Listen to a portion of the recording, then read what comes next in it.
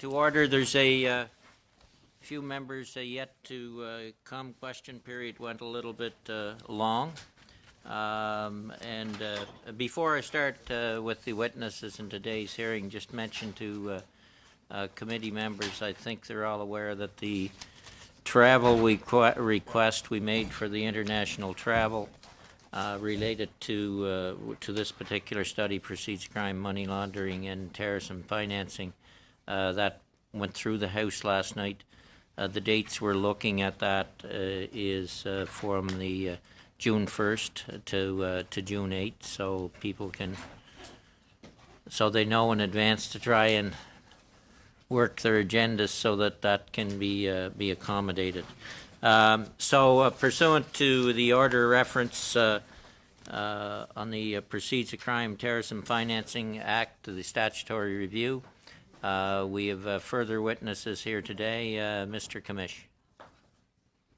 Thank you. I have a motion that I tabled March 29th, so I think I've given ample notice for it, and I intend to move it now at this time. And just to remind the clerks, because they're looking at me, and the analysts are too, it is the one dealing with Trans Mountain, because I've had a feeling that there might be a suspension of its work being done. So the motion that I have given notice for back on March 29th was that the Standing Committee on Finance undertake a study over a period of 4 meetings to review the tax revenue losses to the federal government, including but not limited to royalties, personal and corporate income taxes and levies, as well as review the fiscal impacts, including loss of business and economic activity resulting from the construction delays of the Trans Mountain Expansion Pipeline, that the committee reviewed the potential long-term federal benefits, including employment opportunities that the project would generate, and that the committee would report back to the House and make a recommendation as to whether or not the Government of Canada declared the Trans Mountain Expansion Project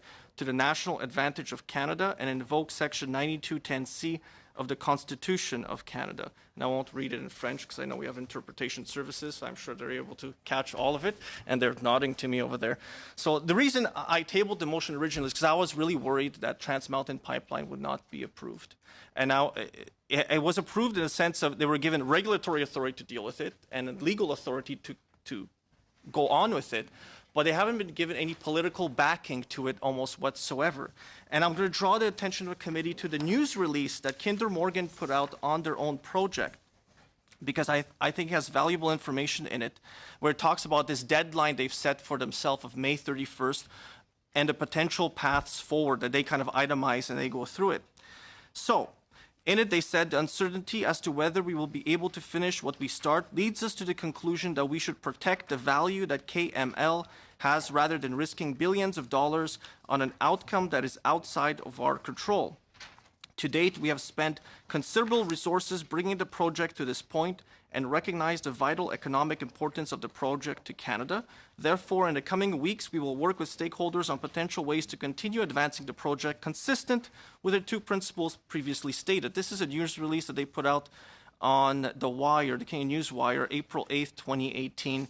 And it goes into a lot of details on what they see are the problems with both the current regulatory and legal environment, because let's face it, they're being harassed legally and through regulation by the BC NDP government. And that's their biggest problem. They're facing a situation where they have government approval to proceed with it, but they're being harassed through the courts and through the regulatory process.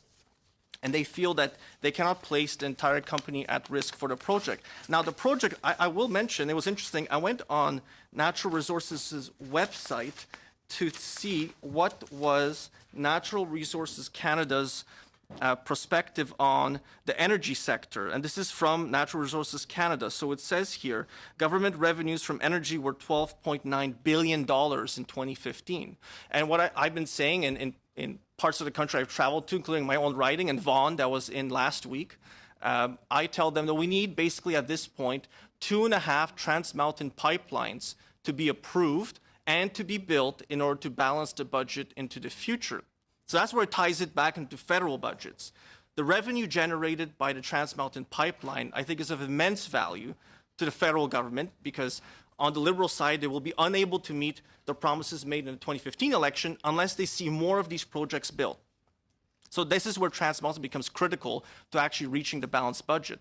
But those numbers and this motion speaks to figuring out what exactly and how much value will there be to federal coffers over the next 5 years, 10, 15, 20 years as the construction is complete and the pipeline comes online. And I know that the government has said, and I know there are no members here of the government, just government caucus members. I know the government has said it's going to table legislation, so I assume this will be done far before May 31st, the deadline the company has set. So we're going to table the legislation, and there's some type of financial considerations or insurance considerations that can be given to the company, to Kinder Morgan. Now, that's of interest to me because I'd like to know what those considerations would be. I also think it's incumbent upon the Finance Committee to give advice to the government, which is why I only asked for 4 meetings, so we could have extra meetings assigned for this, because I know we have an important Budget Implementation Act to review and get into the details. You probably heard question period. You have a lot of questions to ask the government on some of the estimate changes and the impact on the spending to be approved in the budget. But this is how important TMX is. It is of vital importance to the federal government to ensure this project is built, completed, operational, and then to have more of them happen in the future. We know there's been a massive flight of capital from Canada, $86 billion, the largest loss at least since 2010, which is immense numbers. And that hurts the federal budget. It hurts the attempts of the federal government to actually balance their own budget. And, not to be pithy here, but to say, the budget will be balanced, and to say things like the pipeline will be built without then having the comma and completing the sentence with what will you do, how will you do it, and how will you get there. That's the important stuff. That's what everybody wants to know. That's what the journalists are talking about. So constituents are coming to me, and I get probably now hundreds of phone calls, emails, and contacts a week through social media of just people talking about TMX, pipelines, energy, and what's going on, because it's their jobs. I come from a constituency, Calgary-Shepherd, deep southeast part of the city, where I have a lot of white-collar and blue-collar oil and gas workers. So this motion is important because we could be providing the government with vital financial information to influence the legislation that they're going to be proposing before the House, that then we would be debating, of course. But there's no way to tell which committee it will actually go to. And I think also the legislation, and I hope it will be considered by the government, but it might not be, on whether or not they should invoke Section 9210C of the Constitution Act of Canada.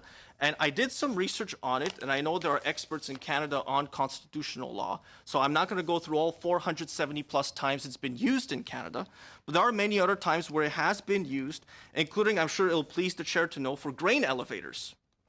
Grain elevators were in fact federalized by the federal government at one point, including a lot of the work surrounding grain elevators. So the bylaws, the construction, the roads, a lot of what's involved. And it was news to me. I didn't know this, but that would be an interesting aspect to look at. There is also a Senate bill before the Senate from independent elected Alberta Senator Doug Black, which deals exactly with this matter. And so I think the Finance Committee has a unique opportunity from the financial perspective to make a pitch to, one, study the issue, look at the federal impact, the employment numbers, the corporate income taxes, the levies, the royalties that the federal government could be receiving if this project is completed on time. And also if it's not, like what would be the loss to Canada if this project does not go ahead and Kinder Morgan says, because of the regulatory and court harassment we're facing from the BC NDP and the lack of support from the federal government, which is exactly what they've said has happened, that they will not be pursuing the project. So that's where it all ties into giving kind of a yay or nay on the usage of this part of the Constitution. If the government is going to invoke it, how should it invoke it, and for what reasons should it invoke it? I think the reasons are financial. It's of benefit to members of the government caucus, I think, free advice on my end here. And it's also of benefit to the Liberal government, the ministers, the members of the executive, that if they want to balance the budget, they have to see this project through, and this would be a mechanism to do it through. So I'm only asking, like I said, for those 4 meetings. There are numbers available out there from CAP and from others on what it would look like if it didn't go through. One thing I did want to mention was Claudia Cataneo's view of this, April 5th, and she's an expert in this field, dealing with just a bit with C-69. But aside the legislation, because that's not important to this motion, it's the regulatory burden faced by Kinder Morgan and other projects, because it comes as a basket. Kinder Morgan, the cancellation of the pipeline could precipitate others canceling their projects. So I think that's another avenue that the committee, through this motion, could make a study, 4 meetings, make some recommendations to the government, a yay and nay on the Constitution, and then say we could have our piece on it before the government tables a legislation. So before that happens, they could have our view of it. So I know time is short, but that's the time that's been given to us by Kinder Morgan. So the message, she said, couldn't be clearer than the Canadian Energy Pipelines Association's recent response to Bill C-69 is that investors have tuned out. They're going to move to other jurisdictions where governments aren't, in her words, kneecapping their companies to meet commitments on climate change. So she just says there's an opportunity cost involved. And what is that opportunity cost? I think a lot of it we could look at through this motion and then determine it. And Trans Mountain, the project was announced May 23rd, 2012. We're already almost in May 2018. That's almost 6 years now, from a moment of announcement to the moment that we're now facing the pipeline could be canceled. And some members know this, of course. I was born in Poland, but we fought World War II from start to finish, I think at the same time span, and we still don't have Kinder Morgan completed. Like it's startling to me that a nation-building project like this could not be done at the same timeline. And despite it, previous generations were able to fight a major world war, it's stunning to me. I don't make the comparison lightly, but it's interesting to note how long it's taken the company to get to the point where they're now saying we can't proceed. There are too many regulatory and court-related burdens for us to continue. So I'm hoping that members of the opposite side will hear me out on this. And I'm just going to shuffle a little bit here through to those examples I wanted to give you, because like I said, there was grain elevators, just off the top of my head. The Cape Breton Development Corporation was also introduced, was federalized. There was a divestment of Teleglobe that was done as well. This is a section of the Constitution that has not been used in almost 30 years. Perhaps the chair can correct me, because I know he has a long memory of things that have happened here in Parliament. But it's a section, nevertheless, that is available for use in a way where the government wants to declare something to the national advantage. So I think it's worth our time to take 4 meetings to study the issue, provide recommendations to the government, purely on the fiscal side, the impact to the budget, the impact to future budget years, and what they could be. We could invite experts to appear before us, both from Kinder Morgan, both from Natural Resources Canada, if they've done the assessment already. And as well, we could invite others like Alex Pourbaix, who issued a statement basically saying that there's 200 environmental and legal conditions that were attached to their approval. They're trying to meet them over the past 2 years. And I saw a stat put out by the British Columbia government saying that they have about 1,187 permits that are required by the pipeline. It could be 1,178. Am I getting the last 2 numbers in the wrong order? And there's something like only 200 have been approved so far, or 300 approved so far. So it just shows you how much more permitting there is imposed upon the company for a project approved by the federal government. So I'm really interested on behalf of my constituents to see this motion pass and for us to have this debate and to hear from witnesses who are experts in the field who can inform us on what the financial repercussions would be of this project not proceeding. We're seeing headlines like, as investors blast Canada's pipeline, they call it the Gong Show. Ottawa must take action. That's Chris Varco from the Calgary Herald. In here, he has quotes from Steve Keen, the Kinder Morgan CEO, who's saying it's not a bluff or a ploy. They're seriously considering canceling the project. This is tens of thousands, hundreds of thousands of jobs that will be impacted for it because this is product, feedstock that is moving through the pipeline. Those jobs on the back end, those jobs where there's the production, there's the white-collar jobs, a lot of them are in Calgary, will be impacted by this, directly by this. It'll hurt the confidence more, even hurt more of the confidence. Whatever there was kind of being made back, it'll be hurt by this. So I don't think 4 meetings is unreasonable to set aside for a study of this motion. And if you could just give me 1 second, I want to, you'll take my time? I don't want this turned to proc by any way. Just some of the other examples I have here. There was an act respecting the Montreal and Lake Masquinongé Railway Company that went into some detail for the County of Berthier of what would be included in that use of the Constitution, including things like station houses, engine houses, sidings, telegraph, telephone lines, and other works. Now, they didn't talk about the financial considerations of why they were doing it. Those are contained in other sections of the Act and the preamble. Was the Drummond County Railway Company, the British Columbia Dock Company, the City of Ottawa had it used as well, the Montreal Subway Company, the Railway Act, an act respecting grain, very, very simple, nationwide for grain elevators. So it's all in here. It was used for the development control of the Atomic Energy Company. So again, there's lots of uses of it. We should hear from expert witnesses on how the federal government could use this to ensure that the pipeline does get built. If you're wondering on the how and what could you do, I think the Finance Committee is in a unique position to advise the government on financial considerations for a study, providing recommendations. So I'm going to stop talking. If you adjourn the debate, though, I'm going to take that as a no, and that you don't care about the people back home in my riding and the people in Calgary. So I hope you give it due consideration and that you seriously consider voting for this motion. 4 meetings, I don't think is that much to ask, and I think we could benefit a lot from figuring out the financial considerations that the federal government should take.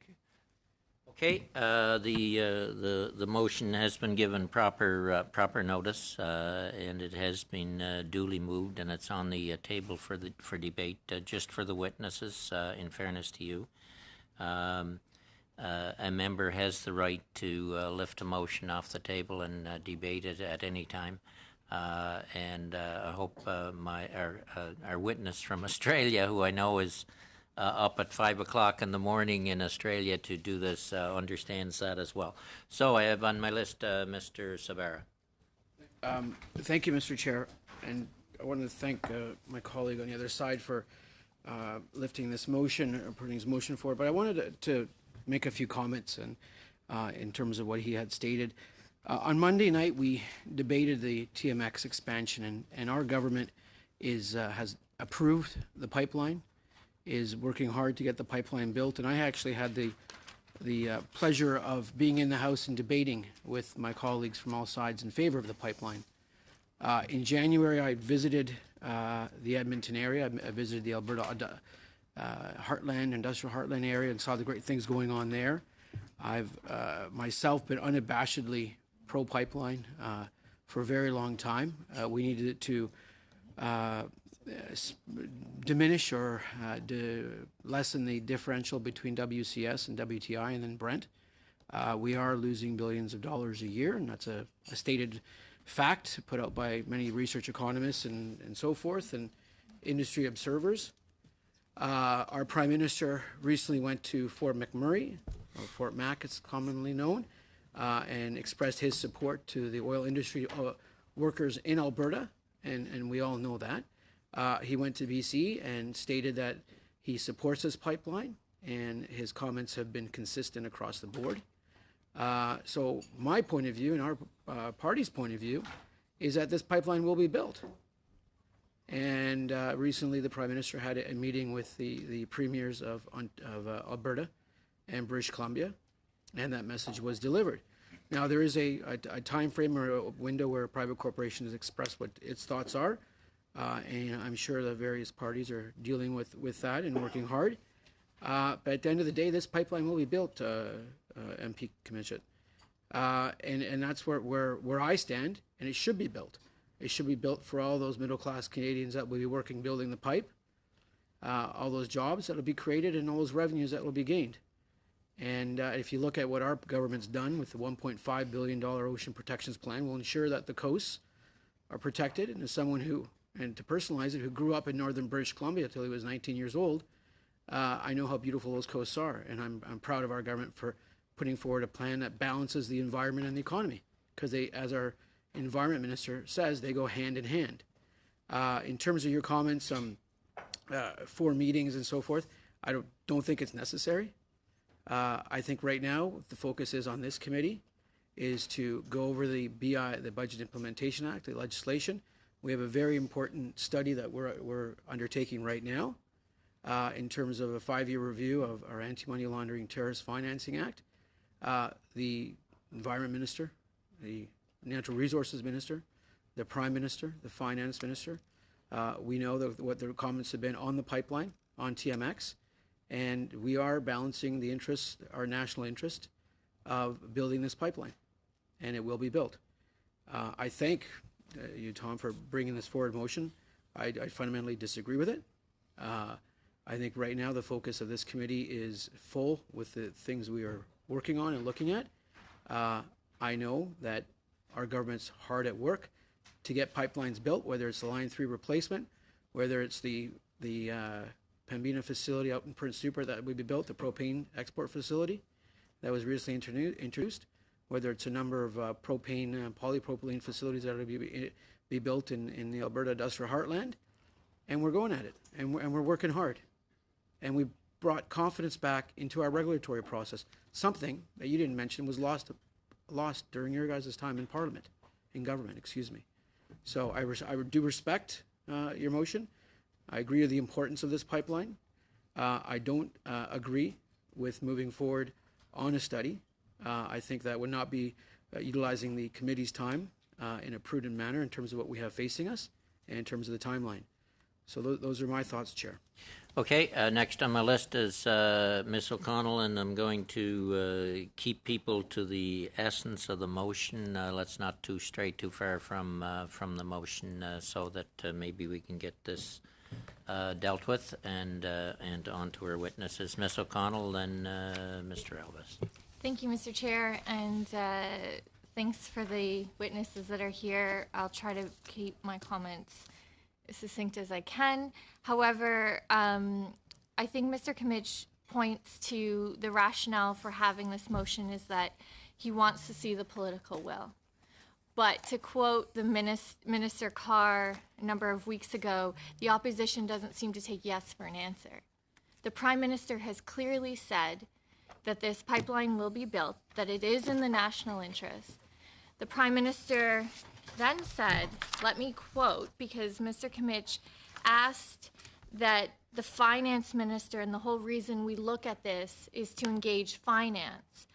But in the speech, the Prime Minister said, and I quote here, as such, I have instructed the Minister of Finance to initiate formal financial discussions with Kinder Morgan, the result of which will be to remove the uncertainty overhanging the Trans Mountain Pipeline expansion project. Now, I fully understand and appreciate the fact that Mr. Kimmich filed his motion prior to this statement. But Mr. Kimmich should find, and the people, the workers and the Canadians across this country concerned about this pipeline should feel that the political will is there. The comment has been made clearly. The Prime Minister, the ministers have said so time and time again in the House, and the Prime Minister directed the Minister of Finance to move forward on these discussions, which is exactly what Mr. Kimmich just asked for, his exact rationale for this study. So while I appreciate his request and the rationale behind it, the government is doing it. The Prime Minister is doing it. The other point I'd like to make that Mr. Kimmich raised was that he said he gave the rationale for finance to look at this study to do basically a legal review and provide a legal opinion for the Prime Minister, for the government. This is the Finance Committee. This is not the Justice Committee. This is not the committee that would provide a legal opinion.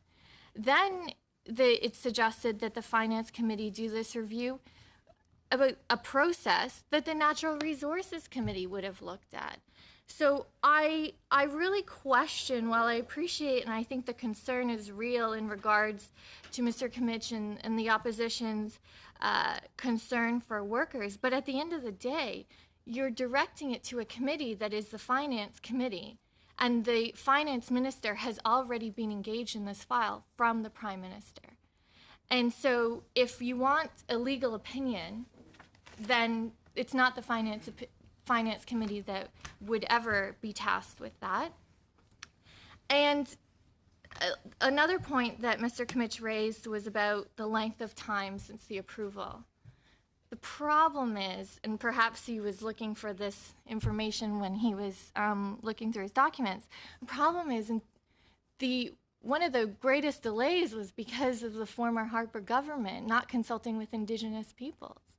And this is why the process had to be reestablished by our government. So I can appreciate the frustration on the delay, but had the process and had the consultation been done in the first place under the Harper government, perhaps the political uncertainty wouldn't be there. But this government is committed to moving forward. And I think the Prime Minister has been quite clear in engaging the Finance Minister that that's exactly the intention that we are moving forward with. I think, in fairness, the motion was filed prior to that, and I think Mr. Kimmich should allow this work to be done, to not have negotiations be done in public, because frankly, that's going to undermine the result that I think you want.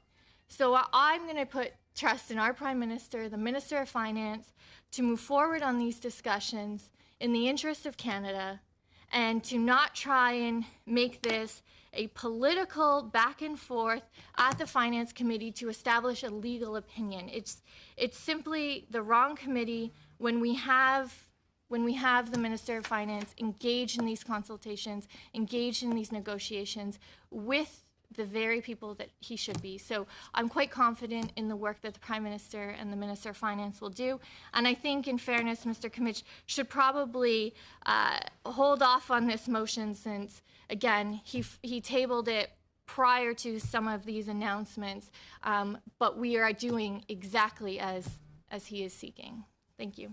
Mr. Albas. Thank you, Mr. Chair. And I do want to just say thank you to all the witnesses. I'm sorry this has broken out. However, the crisis in confidence that we have has resulted in an emergency debate on Tuesday. And so I'm, unlike Mr. Sabera, who mentioned that that was the appropriate venue, the unfortunate part about it is that that came to nothing. Now, we do know that last Sunday there was 4 people in the room with the Prime Minister, including the Prime Minister, and that was the Premier of Alberta, the Premier of British Columbia, and the Finance Minister. Now, the Finance Minister obviously has been tasked by the Prime Minister for some sort of package. I'm not going to bury onto that end of it, Mr. Chair. I do have some particular thoughts that I don't think are germane to this, and like I said, I will try and keep to the subject. However, everything that is on here has a direct result to Canada's GDP and towards the revenue of the Government of Canada. And I think that given this crisis of confidence, where we see $80 billion fleeing out of that sector, that we need to start making the case. Now, the Senate, the other place, has been discussing S-245, I believe. That's the independent Senator Doug Black, who was elected. And they are talking about the legal end of, what should be, the appropriate role from a legal sense. I think what this committee can do that no other committee in the House of Commons can do, Mr. Chair, is to make that public case. And again, 4 meetings for such an enormous impact, over $20 billion coming to the Government of Canada, I think bears some scrutiny, and 4 meetings by us would be actually helpful in making that case. There still are some places where they may not know of the nation-building potential for this project, and I think that case has to be pursued, Mr. Chair. And I think that we would actually have some recommendations to the Minister of Finance and to the general public. I think that would have a good public value. Ms. O'Connell opened her comments by saying the opposition can't take yes for an answer. I'm just letting her know that on this motion, MP O'Connell, we will take yes for an answer. Okay, are we ready for the question? No, I was on that. Okay, I didn't see it. Pierre, go ahead. Yeah, Mr. Speaker, Mr. Chair, rather, yes is a word. We want steel on the ground. We want a result. This government has been in office now for 2 years. It has allowed exactly 0 pipelines to Tidewater to proceed. It has killed Energy East, which would have transported Canadian crude to Canadian refineries, rather than selling Canadian crude at a discount to the States and buying it at a premium from Saudi Arabia and Venezuela. It would have created jobs for refinery workers in the East and oil workers in the West. The the government's decision to block this project is going to harm the environment, because that same oil will still be produced. It'll just be produced in places where there's less regulation and fewer protections for the environment. And it will be produced in places where there are state-owned oil companies that fund dictatorial, human rights abusing regimes around the world. So even those hardcore environmentalists who, like the Prime Minister, dream of shutting down the oil industry, they're not even achieving that. They're just moving it to faraway lands to help bankroll our enemies. But on the issue of the I think we're straying a on little the- from the motion. If well, you I'm- can stick pretty well to the motion, we're giving a fair bit of latitude, but stick as close to as you can to the motion, please. Well, the motion is on pipelines. I'm talking about pipelines, Mr. Chair. But the intent of the motion is Section 9210C of the Constitution and the tax revenue losses of the federal government. Right. Well, we know how much we're losing as a result of not having these. We know that we are losing great sums as a result of not having pipelines to reach our markets with Canadian petroleum. Right now, as a result of the lack of pipelines, we have one customer for Canadian oil. One customer, literally one customer. 99% of Canadian oil exports go to the United States of America. When the Prime Minister blocks pipeline construction or fails to advance even those pipelines he claims to support, there's no one happier on planet Earth than Donald Trump, because he and his economy get to continue to take our oil at a discount and, in effect, rip off our workers in so doing. The question is whether the government's going to exercise its leadership under Section 9210C of the Constitution and declare that this project is to the national advantage of Canada and assume jurisdiction over all of its permitting and approvals. If the Prime Minister were determined to have this pipeline built as he claims, then he probably would have done that by now, but has not. Now, the member across the way says the Finance Committee is no place to be studying pipelines. In fact, because we don't study legal matters. Well, of course we study legal matters, Mr. Chair. We approve the budget legislation every year, which is a law, and laws are legal matters. And we also study financial matters. That's why we're called the Finance Committee. I don't think there's a single regulatory question that would have more impact on the financial bottom line of the Canadian government than the construction of this and other pipelines. So the Finance Committee is an excellent place in which to do this study. I should further add that there is nothing to stop an additional study or additional studies from going on in other committees. So Natural Resources could study it. The Environment Committee could study the damage that the government is doing to the environment by blocking the production of clean Canadian petroleum. The Social Affairs Committee, the Human Resources Committee could study that the increased poverty that is resulting in First Nations communities by blocking these projects. All of those things could still be studied elsewhere, Mr. Chair, as you grasp your gavel. But that does not stop us from studying what is right here in this motion. First of all, in conclusion, I'd like to thank Mr. Kimmich for bringing this forward. He is championing the people of Calgary who live in his constituency. But don't be mistaken, Mr. Chair. While the people of Calgary will justifiably benefit if these pipelines get built, this is a national issue. There are people right across the country whose lives will be made better by the economic activity that would result from getting full market value for Canadian oil.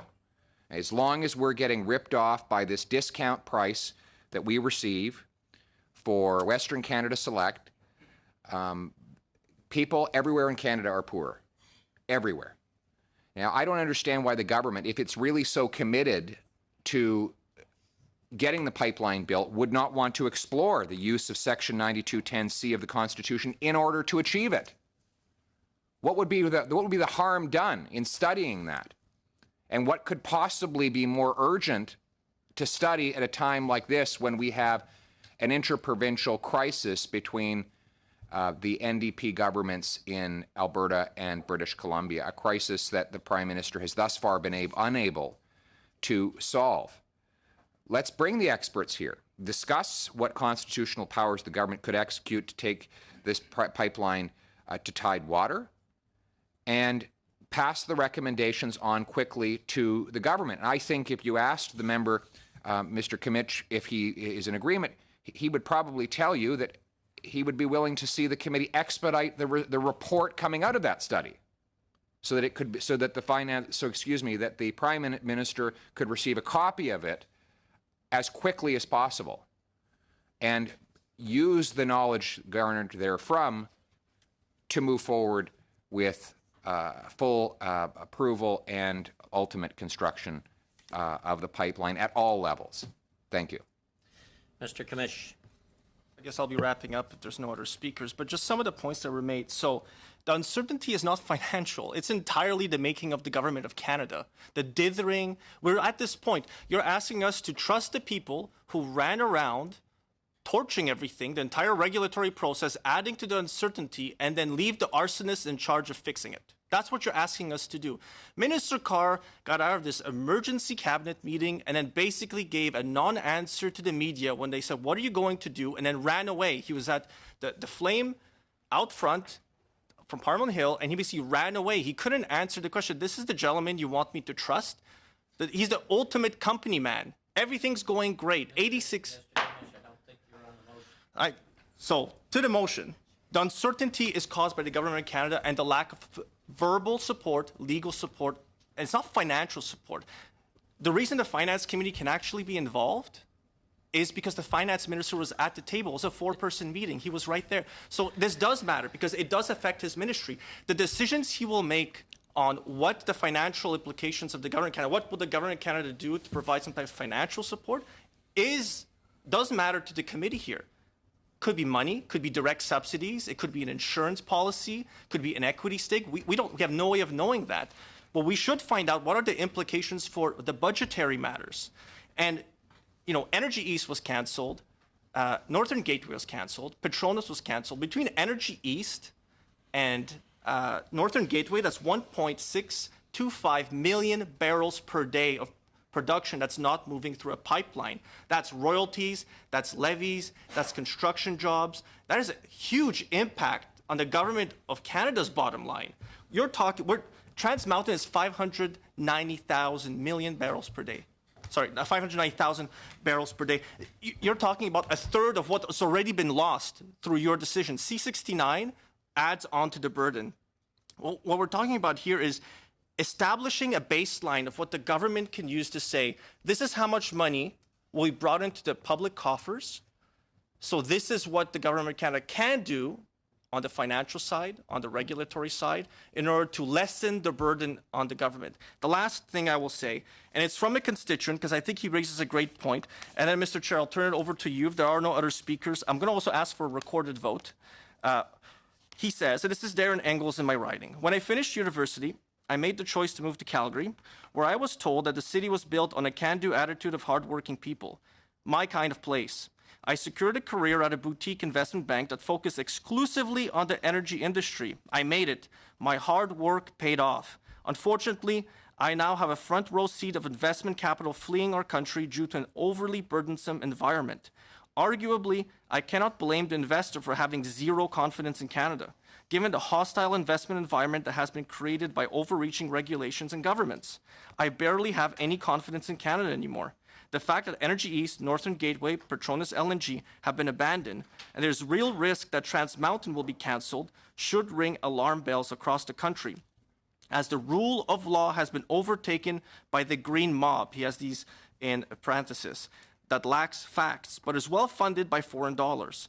The most unfortunate aspect of Canada's new reality is that I cannot honestly tell my daughters that if they work hard, good things will happen. Not in Canada, anyways. My next professional question might be, do I stay and fight for my livelihood and city I love, or do I move outside Canada to pursue the next phase of my career and protect the financial well-being of my family?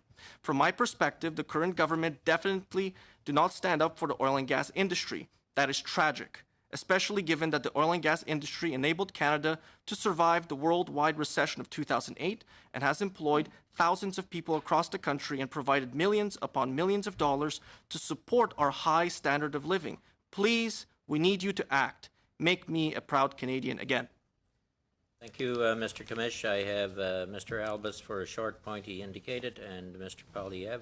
Yeah, thank you, Mr. Chair. And not to belabor the point, but it's not just to the whole of Canada and through tax revenues. I just want to remind everyone here that places like Merritt, British Columbia, I met with Mayor Neil Menard just last week, and they stand to earn in property taxes and a community agreement quite a bit from Trans Mountain and are very concerned. The Lower Nicola Indian Band also has signed an agreement. So these kinds of things are looked at in my region as being an excellent way for those communities to be able to diversify and be able to improve their quality of life. I totally understand why Mr. Kmitch has brought this forward. I just really hope that Liberal members will put the Conservative members to work towards this nation-building project alongside with them so that we can give the information so that this pipeline can be built. Thank you. Mr. Polyev. The investment climate in this country is very much a subject of the Finance Committee. If I can quote from the Bank of Canada's monetary report from today, in the energy sector, which accounts for roughly 20% of business investment in Canada, the bank forecasts that investments will decrease in 2018 and remain roughly flat thereafter. Investment in new projects is being held back by reduced competitiveness resulting from regulatory and U.S. policy changes. So the regulatory changes here and the tax policy changes south of the border are moving money out of our country and down south. Now, this might make Donald Trump happy. It shouldn't make any of us happy around this table. The second reason why this is very much an issue for the Finance Committee is that now we have the Finance Minister, for some unknown reason, responsible for arranging financing for a project that was already privately funded. Apparently, we're reading news reports that he's traveling around and flashing the government credit card in order to try and salvage the damage that his government has caused. And this is an approach that we should study. We have right now an approach by the government which holds back economic activity and then tries to subsidize it back into existence. It's like the old saying, if it moves, Liberals tax it. If it keeps moving, Liberals regulate it. If it stops moving, Liberals subsidize it. And that's what we see here. You know, they've wrapped these projects in so much regulatory red tape that they cannot be financially sustainable on their own, and then all of a sudden the finance minister shows up and says, now that we've ruined your project, we'll give you some taxpayers' money to resuscitate it. Is that the best way to build a free market economy? Well, that's something this committee could study. We are the Finance Committee. He is the finance minister. He should be here testifying about the approach that he's taking to undo the damage this government has caused the energy sector. It is within the purview of the Finance Committee. It is the most pressing controversy in the country today. And there is not a single reason why this committee could not be tasked with doing this job. And I ask members of the other side, what harm would it do if we as a committee were to study this? What possible harm could it do to bring light to the questions that the Honourable Tom Kmitch has raised in his motion? If it will do no harm, and if there is a chance it might do some good, let's study it. Okay, with that, we'll go to Tom. You asked for a recorded vote, I believe. Mr. Clerk, could you go to the recorded vote? Mr. Fergus? No. Mr. Sorbera? No. Ms. O'Connell? No. Mr. Graywald? No. Mr. McLeod? You guys aren't friends of mine. Mr. Polyev? I totally get it. Yes. Mr. Albus? Yes. Mr. Kimmich? Yes. Mr. Uduso? No. Motion is defeated. Okay, we'll turn to the witnesses, and thank you for your patience. If you can hold your remarks to roughly 5 minutes. We still have ample time to get a series of questions in. So turning to Mr. Howlett with the Canadians for Tax Fairness. Welcome, Dennis. Thank you for the opportunity to present to the Committee on the Statutory Review of the Proceeds of Crime and Terrorist Financing Act. It's a good thing that the Act has built in a periodic review of how it is working, because much more needs to be done if the government is serious about ending snowwashing and money laundering. When criminals and tax evaders use legitimate Canadian investments like real estate to clean dirty money, we call it snowwashing. Canada has become an international destination for setting up secret companies to snowwash illicit funds from all over the world. It's easier to set up a secret company than it is to get a library card. This is because in Canada, the true owners of companies and properties can remain entirely anonymous. Their identities can be concealed even from the government agencies entrusted with enforcing laws.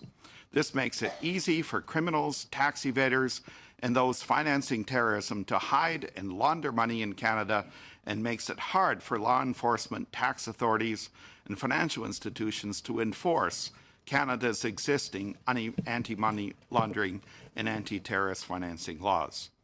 Canada needs to create a publicly accessible, centralized registry of true beneficial owners of companies in an open, searchable format. That's our main recommendation. Money laundering, terrorist financing, and tax evasion are still a big problem in Canada. Estimates of the money involved range from $15 to $60 billion a year. Canada has a reputation of being the snow-washing destination for the world because of the ease with which you can set up an anonymous company. The Panama Papers revealed that Mossack Fonseca, the law firm involved, was advising their clients to set up shell companies in Canada. And when Canada's finance minister attends G20 finance ministers' meetings, he has been embarrassed by the fact that Canada is so far behind other countries in beneficial ownership transparency. In fact, tomorrow, Transparency International will be releasing a report that compares progress on beneficial ownership transparency among the G20 countries. And it will be no surprise that Canada is among the 6 out of 20 with the weakest frameworks. Law enforcement and tax authorities do not have the tools or resources they need currently to go after money laundering and tax evasion. Lack of transparency on beneficial owners is a huge problem for them. The steps they have to take to get this information slows down investigations and ultimately means they are able to investigate only a relatively small number of cases. 4, there are gaping holes in our anti-money laundering regime. While banks and financial institutions are required to determine beneficial owners and track financial transactions over $10,000, real estate agents, lawyers, and other high-risk sectors are not required to do this. Money laundering in Vancouver and Toronto real estate markets are a huge problem that is not being properly addressed, in large part due to this gap. The BC government has taken steps forward in requiring beneficial ownership info to be collected by land registries. Other jurisdictions need to implement similar measures. 5, we need a public registry of beneficial owners of corporations and trusts. This would make it much easier for tax authorities, law enforcement to go after criminals, and it would make it much easier for financial institutions to fulfill their duty to check on beneficial owners. A public registry, I believe, would also be necessary if the AML/ATF regime were to be extended to real estate agents, lawyers, and other high-risk sectors, as I believe it should. We need much stiffer penalties and more transparency so that there is an effective deterrence built into the system. It's much easier to prevent than to enforce. The chances of getting caught currently are very low, and even if you are caught, the penalties are not very severe. The agreement reached with provincial and territorial governments last December to require corporations to know who their beneficial owners are is not much of a step forward. While we appreciate the federal government has engaged other levels of government in addressing the beneficial ownership issue, unless further steps are taken to set up a public registry of beneficial owners, it does not get us much further ahead. When you stop and think about it, what has been agreed is really a bit of a joke. Law enforcement would have to go and ask the company they are investigating for information on the beneficial ownership, thus tipping them off that they are under investigation. And if they don't voluntarily comply, they have to go through the rigmarole of getting a search warrant, further delaying and complicating investigative efforts. The fact that they are not required to report their beneficial ownership information to provincial, territorial, or federal corporate registries means it's almost impossible to know if companies will actually be doing this. And the information will not be easily accessed by law enforcement and tax authorities. There are no penalties for reporting false information. The federal government has a responsibility to provide more ambitious leadership on this. As a signatory to international agreements, it has a duty to ensure that other levels of government bring their corporate registries up to international standards. If Canada is to become a leader rather than a laggard on beneficial ownership transparency and fighting money laundering, we need to match the UK and the EU standard of a public registry of beneficial ownership of corporations. Thank you very much. Thank you very much. Turning then to the Canadian Game Association President and CEO, Mr. Burns. Welcome. Thank you. And thank you to the committee for the invitation to appear here today. The Canadian Gaming Association is a national trade industry association representing leading operators and suppliers in Canada's gaming industry. I had the occasion to appear before the Senate's Finance Committee several years ago as part of their statutory review of the Act, and I'm grateful for today's opportunity.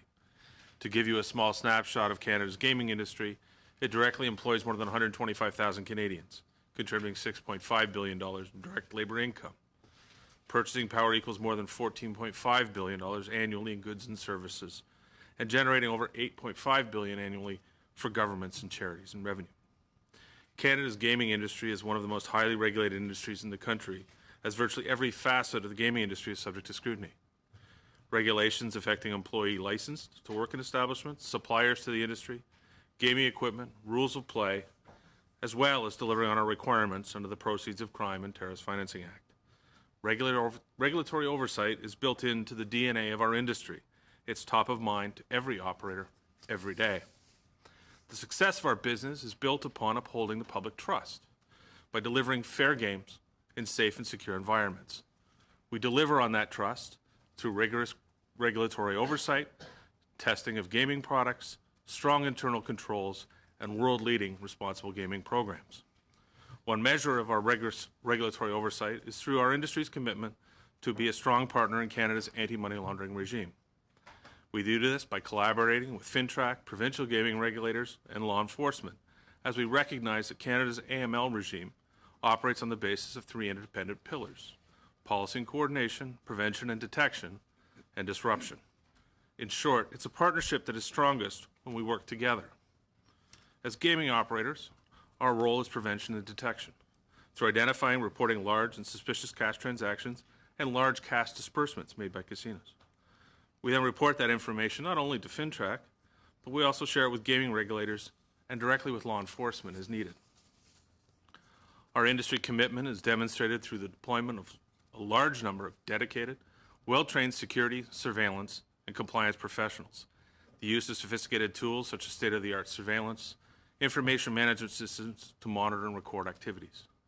Our activities are regularly audited, not only by provincial regulators, outside third-party firms, and FINTRAC itself.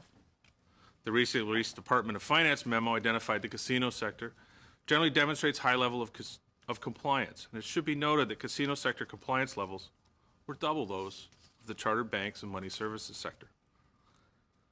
While casino reporting represents less than 2% of the total reports received by FINTRAC in any given year, we value the relationship with the Department of Finance and FINTRAC, as they have been good partners to the gaming industry in working on refinements and improvements in the reporting relationships over the years.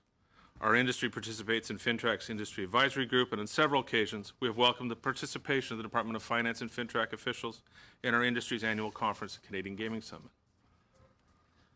Recent media reports might leave one the impression that casinos are an easy place to launder money. I want to make it clear, they aren't. It's virtually impossible to be anonymous in a casino. Surveillance begins in some instances as soon as you pull into the parking lot, and by the time you reach the front door, your image has been recorded. If you wish to buy chips with large amounts of cash, you'll be asked for ID, plus additional personal information, as which we are required to collect by FINTRAC. If you think you can play a couple of hands of blackjack and cash out with a check, you're wrong. Checks are issued only for verified winnings, with your original buy-in returned in cash. You'll receive only your cash back if there are no verified winnings. Our industry works diligently to identify and mitigate risks, as in the case in British Columbia. It's been widely reported British Columbia Lottery Corporation and gaming operators in the province proactively responded to an increase in large transactions beginning in 2012. They did that by placing significant restrictions on the use of cash for certain players through increased interviews and scrutiny, increasing training and education for frontline staff, and encouraging and in many instances mandating customers to use cash alternatives, such as player gaming fund accounts. Thanks to these efforts, players were barred from BC casinos, including Paul Ginn, who has been identified in media reports as a key suspect in BC money laundering efforts. Many of Mr. Ginn's known associates were subsequently barred. And as the media has reported, details of their activities were shared directly by BCLC with the BC RCMP. Result of these activities, a decline in 60% in specific suspicious cash transaction reports since 2015 as a direct result of these proactive measures. These types of transactions now represent less 4% of the revenues of casinos, and they continue to decline with the recent efforts by the BC government. Gaming operators are delivering on their pillar of Canada's AML regime, prevention and detection. But as others who appeared before this committee have stated, there is a need for increased effort by law enforcement to disrupt the system. To my knowledge, despite information going back to 2012 collected by BCLC and BC gaming operators that was shared with law enforcement on the illicit attempts by Mr. Ginn and his associates to launder money in BC casinos, he is still operating in the Vancouver housing market. The Assistant Commissioner of Federal Policing Criminal Operations with the RCMP commented to this committee, due to time constraints, resource limitations, and the efficacy of prosecution of certain charges over others in these dynamic and complex cases, following through on the proceeds of crime and money laundering charges are often not tenable. Across Canada, the gaming industry has strong and productive working relationships with law enforcement. But we need to know our reporting efforts are being acted on. Awareness of police investigations and the ensuing arrests are visible outcomes, deterrents, as well as proof that the system works. Thank you very much for your time, and I'll happily take any questions. Thanks very much, Mr. Burns. Turning to the Imperial Tobacco Canada Limit, Mr. Gagnon, Head Corporate and Regulatory Affairs, and Mr. O'Sullivan, Head Security and Intelligence. I believe it's you, Eric. Go ahead. Merci beaucoup et merci pour l'opportunité d'être ici. Tel que Thank you for the opportunity to present here today. My name is Eric Gagnon, and I am the Head Corporate and Regulatory Affairs at Imperial Tobacco Canada Limited. Head of Security and Intelligence for Imperial. I came into this position after more than a 20-year career in law enforcement, where I was most recently the detachment commander for the National Investigation Service for the Canadian Armed Forces here in Ottawa, responsible for investigations of serious and sensitive crimes both domestically and abroad. My experience in both these roles have afforded me first-hand knowledge of the impact and the immense profits gained by organized crime groups through their involvement with illegal tobacco. Since 2012, there have been 4 major investigations in Canada which have demonstrated specific links between contraband tobacco and organized crime, that being Lycos, Mygale, Sondre, and most recently Oleus. I'm pleased to contribute to your review of this act because the ties between illegal tobacco and other criminal activity are well documented. most recently in a March 29th report by W5, which I encourage you to watch. So first, let me provide you with some information about the size and scope of illegal tobacco and the links to organized crime. Since I appeared before you in October, new data has been released on the illegal market in Ontario, which has jumped over 37%, a 66% increase in just 3 years. And a recent report by Ernst & Young suggests that Ontario alone will lose taxes from illicit tobacco will reach close to $5 billion by 2020. We are also seeing alarming declines in tobacco tax revenue in provinces like Alberta and Saskatchewan, suggesting that a significant increase in illegal activities in Western Canada, where the illegal rate has been 12 to 15% depending on the province. Meanwhile, rates in Atlantic Canada have been consistent between 15 to 20%. The only province seeing a significant decline is Quebec, where aggressive law enforcement actions have seen rates drop from over 40% to less than 15%. We estimate the national illegal tobacco rate to be 20 to 25%, or around 7 billion cigarettes, or the equivalent of 35 million cartons. From there, you can do the math. If they're sold for $40 each, which is not uncommon, that's over $1.4 billion, so we're talking about big money. In fact, the Sûreté du Québec recently said the importation of illegal tobacco is 8 times more lucrative than cocaine, which is why it is so attractive to organized crime groups. And according to the RCMP, there are more than 175 organized crime groups involved in illegal tobacco in Canada. There are also at least 50 illegal cigarette factories in Canada and more than 300 smoke shacks selling tobacco outside existing legal, regulatory, and tax frameworks. As Kevin mentioned, in March 2016, police forces in Ontario, Quebec, the US, and around the world were involved in the largest illegal tobacco bust in Canadian history, Project Miguel. But this criminal operation involved much more than just tobacco. Also seized were millions in cash, over 800 kilos of cocaine, meth, marijuana, and enough fentanyl to kill 10,000 Canadians. This committee should also be alarmed that illegal tobacco from Ontario is now being found throughout Mexico and Central America. You can draw your own conclusion on why this is happening. In terms of your current study, our recommendation is fairly blunt. Laws are only useful if they are enforced. Therefore, our recommendation is to enforce the existing laws that are not presently being enforced when it comes to illegal tobacco. Billions of dollars are being diverted to organized crime, often in plain sight, and the government can barely bring itself to mention the problem, let alone act. Compare that to the US, where extensive action is being taken to address illegal tobacco because of the links to other criminal activities and terrorism. I also have to flag that MPs will soon be asked to vote on a bill called Bill S5, which seeks to impose plain and standardized packaging of tobacco products and standardization of cigarettes themselves, making it impossible for consumers, retailers, and law enforcement to differentiate a legal pack or product from an illegal one.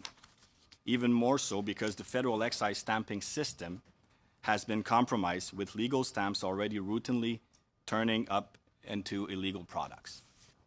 Health Canada even wants to impose the pack and cigarette formats made by illegal operators, rather than pack and cigarette formats used in the legal industry. If you asked organized crime group to come up with a piece of legislation to help them gain even more market share, it would be hard to beat Bill S5. I know this is outside the scope of this study, but these issues cannot be looked at in isolation. If you want to combat money laundering and organized crime, legal tobacco companies must be given some means to differentiate their products, as it is also allowed for cannabis, and that means not passing Bill S5 as is. Thank you, and we look forward to your questions. Thank you very much, Mr. Gagnon, Mr. O'Sullivan. Turning then to the individual, Ms. Lafoila, Department of Sociology and Legal Studies, University of Waterloo. And I might not have your name right. That's all right. Hello, bonjour. My name is Vanessa Yafola, and it's an honor to appear before the committee as part of the current review of the Proceeds of Crime, Money Laundering, and Terrorist Financing Act. Thank you so much for the opportunity to contribute today. I'll be speaking from some of my research findings. I'd like to draw the committee's attention to several issues I think are particularly important in the fight against money laundering and the financing of terror. These include, firstly, the need for improved guidance and feedback to regulated entities by bodies of oversight, such as OSFI and FINTRAC. Secondly, issues with respect to the use of discretion by individuals in reporting entities, and here I'm talking specifically about financial services. And thirdly, the need for a business registry and improved transparency regarding ultimate corporate beneficial ownership. My research within financial institutions has impressed upon me the desire of our Schedule I banks to not just minimally comply with the legislation, but to set industry-wide standards and be first in class. Our banks take compliance with the law seriously, and as I'm sure you know, have developed a significant apparatus with respect to the detection and reporting of money laundering and terrorist financing. Still, many people with whom I've spoken have expressed a desire for their regulators to provide more structured guidance. These individuals have expressed that they feel that regulations are imposed with little guidance as to implementation. They've described this process as cryptic or interpretive. And while they appreciate the considerable flexibility, they feel a better balance should be struck between providing sufficient direction and guidance and the freedom to implement regulations in ways that work institutionally. Another issue I've discovered is that this lack of guidance trickles down throughout the reporting process, and at all levels I've studied, bank employees have expressed a desire for feedback about the kinds of intelligence they are gathering. If you want intelligence to be truly intelligent, it's important for meaningful feedback to be provided to regulated entities. The banks don't get a good sense of the use or quality of the intelligence they generate, unless the report is, of course, rejected for incomplete information. And in turn, employees down the reporting chain don't know if what they're sending up the line is useful or helpful. I appreciate the difficulty inherent in providing such detailed information to the number of regulated entities in this country. However, people who are doing this work in earnest need to know if what they're doing is on the money, so to speak, or if they've missed the mark. I've heard FINTRAC's attitude described as, give us the info, we'll figure it out, which isn't necessarily helpful to reporting entities who want to make sure that the resources they pour into this endeavor are bearing good fruit. Banks want to be more than a resource. They want to do real, meaningful work on this issue, and feedback is crucial to that end. Part of the issue on the lack of guidance ties into the second issue I would like to discuss, the use of discretion. Reporting employees with whom I've spoken and internal reports I've seen highlight the significant latitude that reporters have. This is good insofar as they're not tied to specific dollar amounts or thresholds for reporting, but there are issues related to the quality of intelligence generated and, frankly, issues of privacy and fairness when individuals are reported not for the suspiciousness of their financial transactions, but for reasons that are fundamentally subjective. Bank tellers have disclosed to me that they have reported suspicious transactions because the individual was wearing a hoodie or sunglasses, that the person was employed as an exotic dancer, which, as we all know, is legal, providing that you have a license to do so, and that the person was too friendly or not friendly enough. Worse, that the person was Black or Muslim. Those are not necessarily solid reasons to suspect someone of crimes, yet those concerns are significant enough for reporters to disclose them to me. I've worn a hoodie. I've worn sunglasses. I'm a very friendly person. I can assure you I've never financed terror, and I shouldn't be reported for presenting so in a financial institution. Better guidance up the chain could translate into these kinds of reports being minimized, and thus in turn into better intelligence for FINTRAC. I think some of this is tied to the fact that, unlike other jurisdictions, Canada does not require the identification of a predicate offence on its suspicious transaction reports. So the idea of suspiciousness is less tied to legal definitions and instead can be more subjective. Perhaps tightening that up would be helpful for producing smarter intelligence. Finally, and I won't belabor this point as Maura Johnson has spoken to it and Dennis Howlett has mentioned it today, I think there's a real need for a public registry of beneficial ownership that could be accessed. It's problematic that law enforcement of any kind, and I mean not just criminal, but also regulatory enforcement, cannot necessarily determine the connections between business entities because of the way our laws enable corporate secrecy. Dirty money isn't just the product of criminal acts. Regulatory violations are also done in pursuit of financial gain, and it's important for us to recognize that the value of a public registry of beneficial ownership extends beyond the police to other agents of social control. Thank you so much for your time, and I look forward to your comments. Thank you very much. Moving to Australia, and thank you for your patience, Christian. Mr. Lupreck, Professor, Department of Political Science, Royal Military College of Canada. Welcome. Bonjour, Monsieur le Président. Merci, Messieurs les Vice-Présidents. Hello, thank you, Chair, Vice Chair. Thank you for inviting me to appear before you. I'm going to speak English, but feel free to ask questions in the official language of your choice. Define the problem space, which is the underutilization of money laundering, proceeds of crime, and terrorism financing statutes. And I also point out in my fairly detailed and lengthy submission that this is a long and well-known problem. I cite from testimony given by the RCMP in 2012 before the Justice Committee that already identified many of the issues that are recurring here in the conversation. And so I think one of the questions that we need to ask ourselves is, why do we keep sort of beating around the same bush and so little is being done?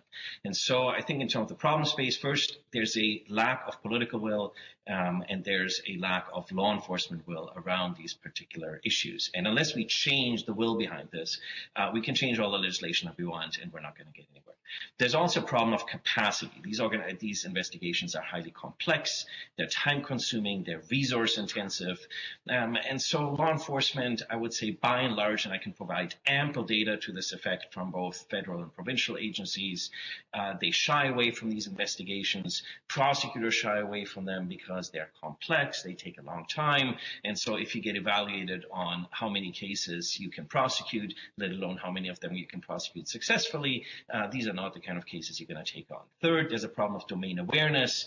FinTrack sees a little bit of the domain. The banks see a little bit of that domain.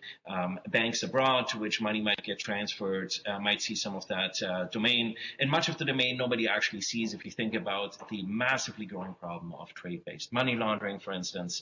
And if you think about sort of some of the charges that have been laid against banks in Australia, all this points to the problem that there's major coordination and collective action problems here. The last 2 points that I want to raise in terms of the problem space here, one of them has already been mentioned, so the problem of concealing ownerships of assets obtained by criminal proceeds. And the corollary of that is to prevent the dissipation of forfeitable assets that cannot be physically seized. I'll get back to both of these points, but the essence here is that we have two sort of corollary problems. And really, I think the problem around forfeiture is a particular issue because ultimately it's important not just to punish people and the defendant and to sort of remediate legitimate markets, but also to make sure that these markets actually work. And as I point out, that if we continue in Canada, it will only reinforce the way legal businesses get embedded in the Canadian market that engage in these illicit purposes. I then go in fairly significant detail to some of the legislative measures that can be taken. There are some elements in the Canadian legislation that I point out in detail that are quite good, in particular with regards to predicate offences, and there are elements that are particularly weak and confusing. For instance, the section 162.31 that requires the intent to conceal or to convert, which is deliberately waived, for instance, in U.S. legislation.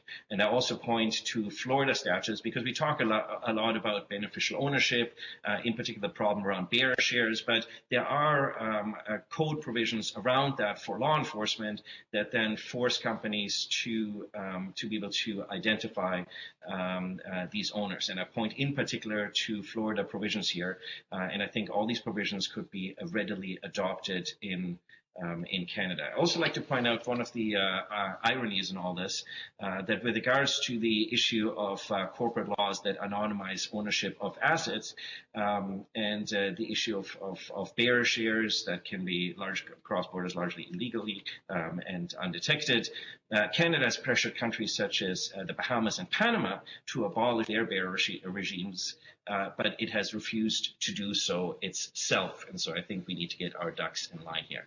So there's 12 specific recommendations. I won't go through them in detail. I will just flag them. That first, we need to change some of the structures around the RCMP, that the organization is overstretched.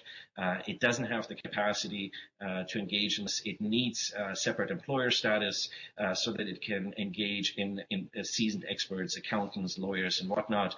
I suggest we need to restructure the Canadian Criminal Intelligence Service, the Criminal Intelligence Service of Canada, and that we take it out. We create it as a separate standalone organization, similar to the Australian Criminal Intelligence Commission.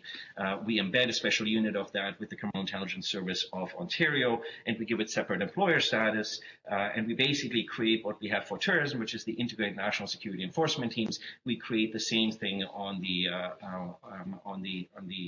market enforcement side through this particular structure. The Integrated Market Enforcement Team by the RCMP in Toronto, I believe, has been in existence for 8 years, and I need to check my data on this, but I believe that they have never laid a single charge in those 8 years. This is not to criticize the RCMP. There's a number of issues around IMET, but it is to say that the current structure, as we have, is not working, and I have a very specific proposal here what we need to do. With regards to the domain awareness issue and the collective action problem that I raised before between banks and financial intelligence, one option is to shift the burden, as the UK has done, so basically convince us this is an innocent transfer and will allow it. I think under the Oaks regime in Canada, the charter, this would be very difficult to do, but we could do something like changing the crime to an illicit money transfer, which then means by default, as the UK does, we can seize the money and then you can engage in litigation in order to get your money back. I can expand on all these proposals. We should drop the reporting requirement of $10,000 to zero. This $10,000 threshold was always arbitrary. It creates significant costs for banks because now they have to filter transactions as opposed to pumping all the transactions out to FinTrack. And the current regime is untenable because banks are basically the cops that have to provide the evidence. We see that compliance is always going to be weak under the system, but banks have great trouble providing the suspicious transaction reports precisely because they only have a limited picture here. We need to create, and this is really key, separate legislation for money laundering, terrorist financing. I understand after 9/11, it was easy to craft the terrorism financing piece onto money laundering. This has been the global trend, but not just in Canada, around the world, this combination of legislation is not working. Think about having a Transportation Act for maritime and air transportation, saying, well, they're both transportation, so we'll just put them all into one act. Well, okay, they're both transportation, but they're very different things. By and large, money laundering takes illicit funds and tries to make them legal. Terrorist financing takes legal funds and uses them for illicit purposes. And so this government has very prudently introduced, for instance, separate legislation for CSE. I think it has recognized this in other domains. I think this government can create separate legislation. We need to make sure that account holders for banks, when they make cash deposits, that only the account holder can make those deposits. And if you make cash deposits over a certain amount, I would suggest $10,000, you have to do that in person in the bank to your account.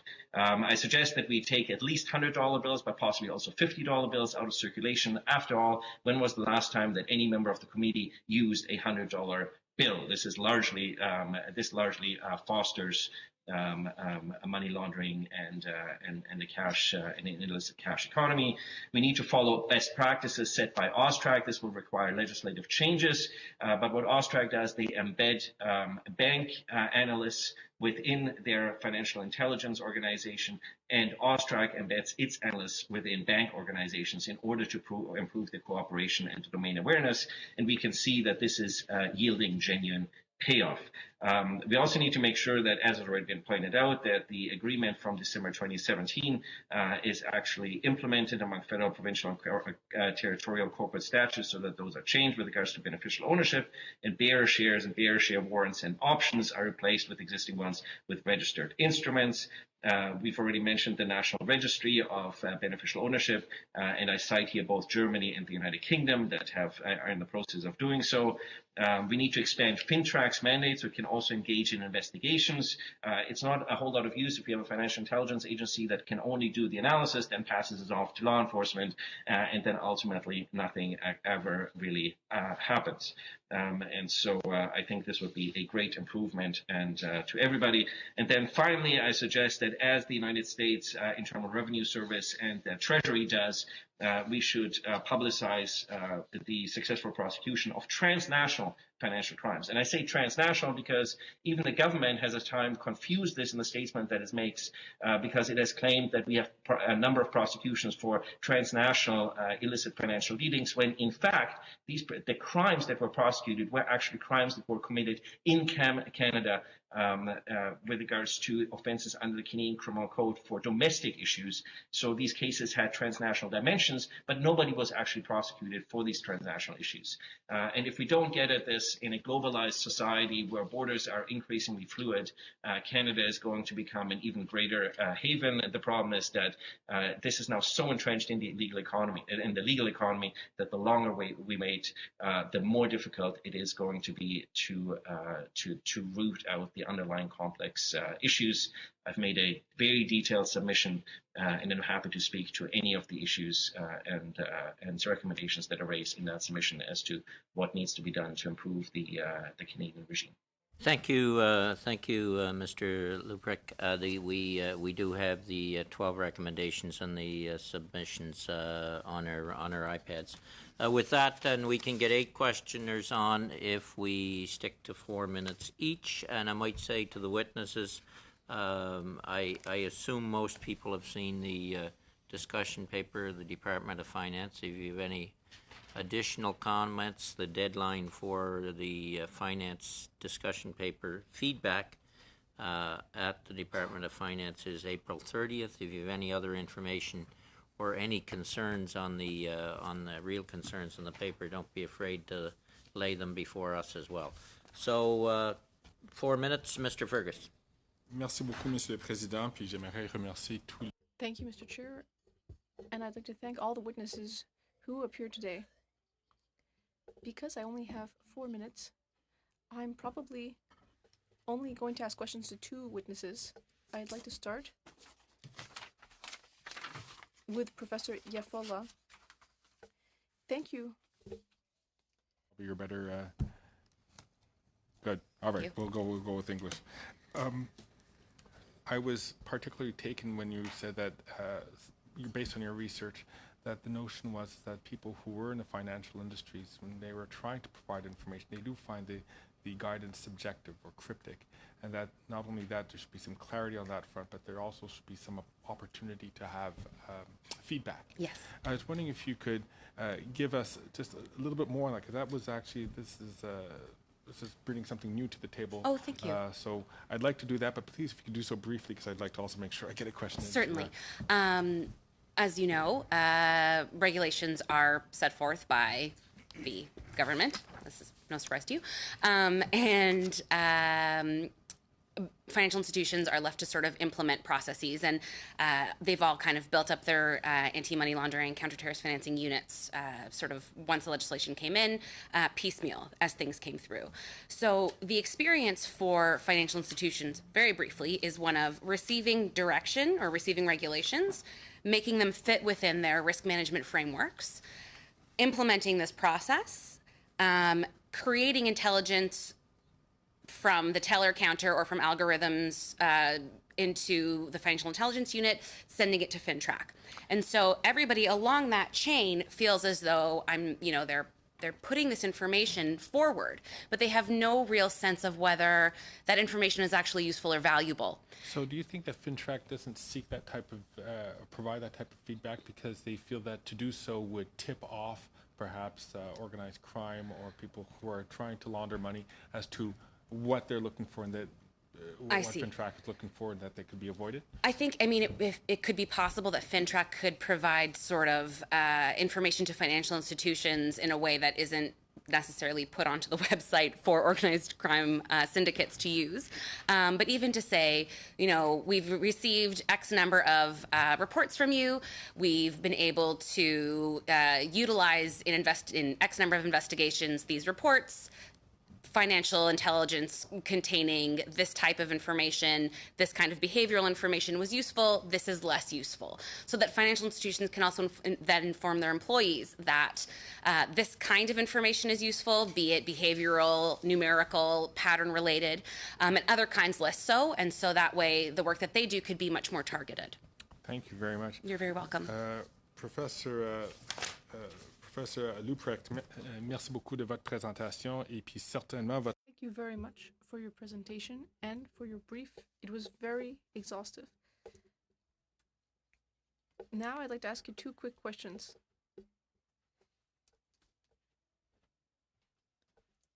I only have a very short time left.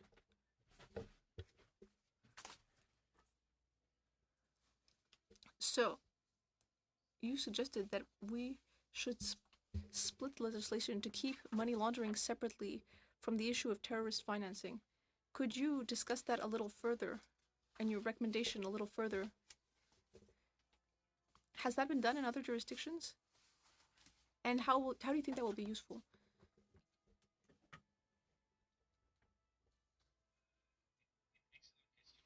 That's a great question.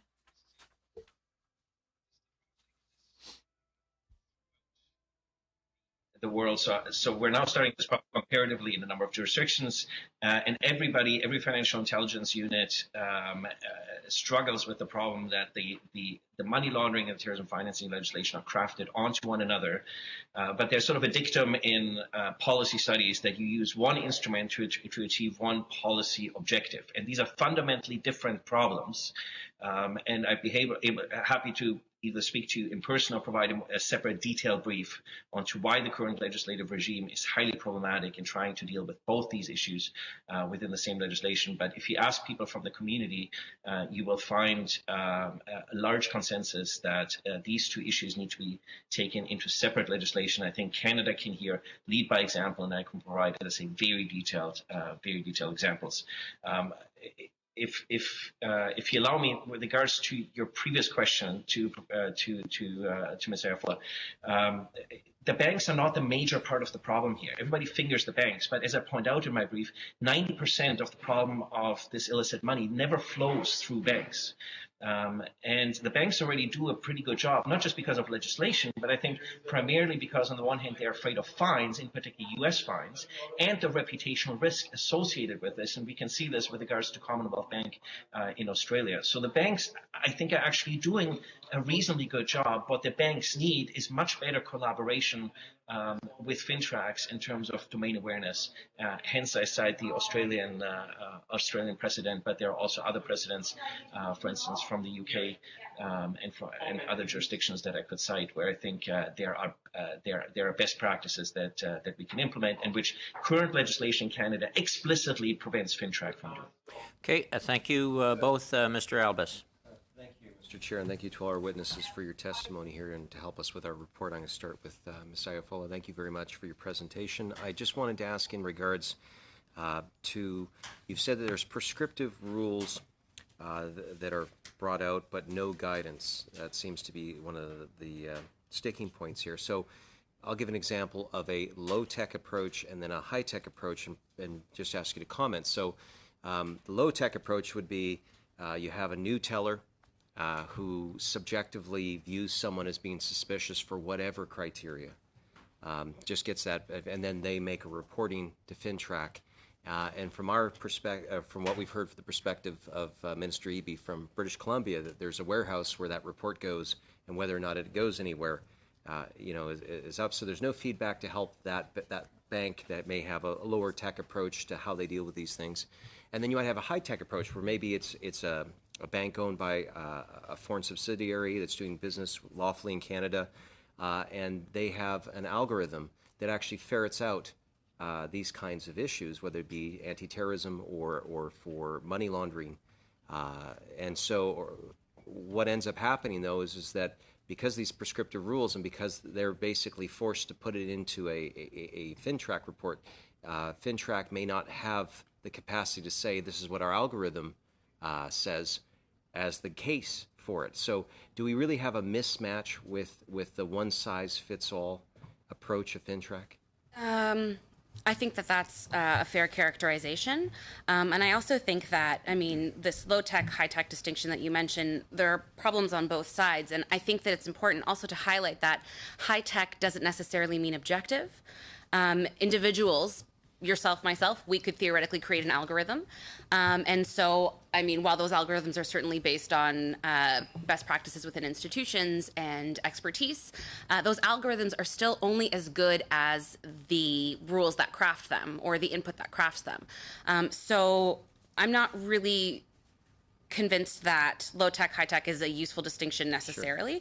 Sure. Also, it's important to note that within financial institutions that use this high-tech modality, they are also still using the lower tech human generated reports of suspicion in their assessments.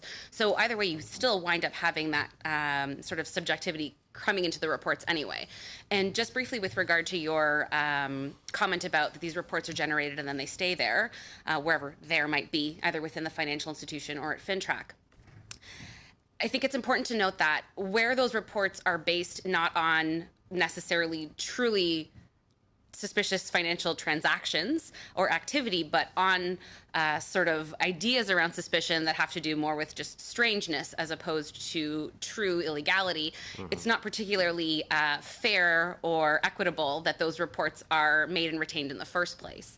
And I think that it's important to note that that guidance or feedback could help to mitigate that issue. I wouldn't want my transactions to be put forth because somebody thought that, you know, I had, as I was told in an interview, that I had dark hair and that made me suspicious to talk to as a researcher. So I think it's very important for us to kind of keep those issues in mind when we make these distinctions. So the Privacy Commissioner has also raised out that there are concerns about the retention of information. Now, one thing I've been asking many witnesses is that FINTRAC, by its enabling legislation, is not allowed to actually share its information outside of to the RCMP or to the CRA in a case-specific information where they believe that there could be organized crime. And I understand that.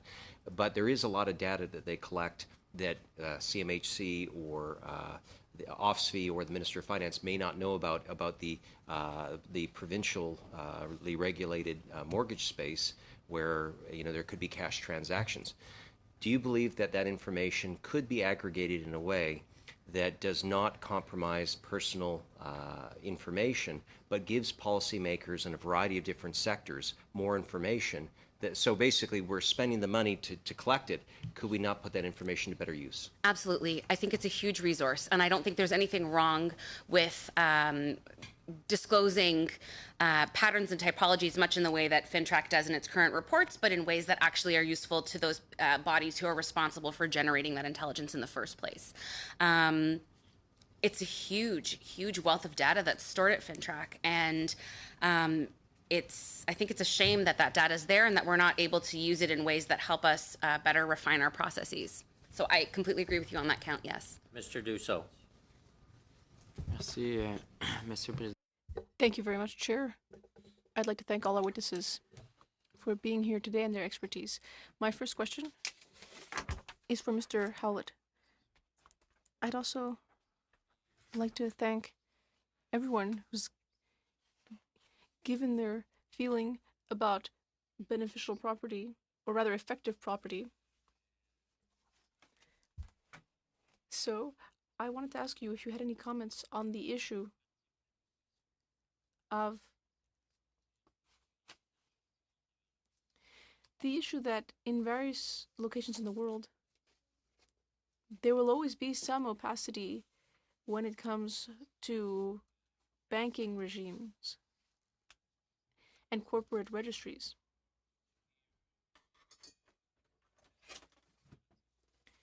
So we could have a very transparent registry, but then some corporate structures could still use certain jurisdictions that don't have the same standards of transparency. Is that a concern?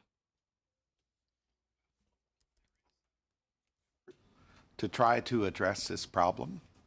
At this point, Canada is a laggard. So it's true that other countries may pick up the slack if Canada were to improve its game, but there would be international pressure to bear. And Canada, the finance minister, I know, when he's gone to G8, G20 meetings, has come under pressure from his colleagues on this. And similarly, international pressure can be brought to bear on countries that don't step up their game and try to bring their regimes up to international standards. Now, one of the issues here is that the FATF report, which the discussion paper referred to, is a bit outdated. And so just meeting, kind of coming up to scratch with those recommendations is not sufficient because of the fact that the EU and the UK have moved beyond that. And I expect that the next round of the G20 meetings and so on, and where these issues are being agreed on internationally, they will agree to a much higher standard.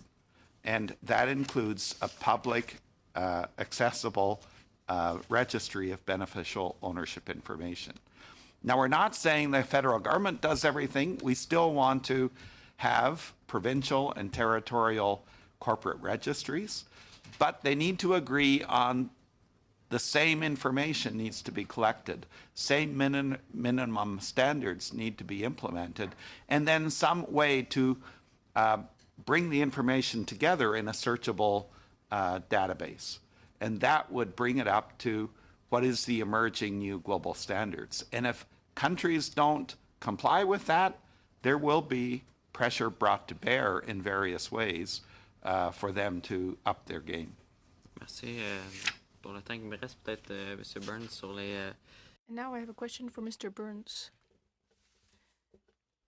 from the Canadian Gaming Association. I had the impression that in casinos, that wasn't the main problem because we have very effective and high-tech regulatory systems to ensure that no money laundering occurs in casinos. But what of other places where there are gambling machines?